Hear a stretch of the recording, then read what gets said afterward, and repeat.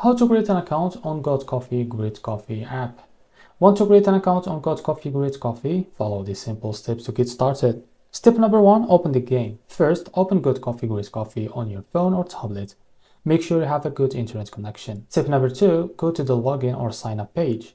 When the game starts, you will see a login screen. If you don't have an account, look at a button that says sign up or create an account and tap on it.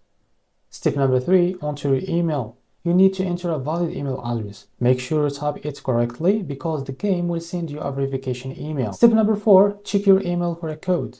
After entering your email, the game will send you a verification code. Open your email and look for the message from top place. If you don't see it, check your spam or junk folder. Step number 5, enter the code in the game. Go back to the game and enter the code from your email. This will confirm your email and create your account. Step number 6, start playing. So once your account is created, you can start playing and enjoy making the best coffee. Now you have an account on Got Coffee Great Coffee. Enjoy the game and have fun making delicious coffee. So this is how to create an account on Got Coffee Great Coffee game. If you found this video helpful, please like and subscribe. See you next video.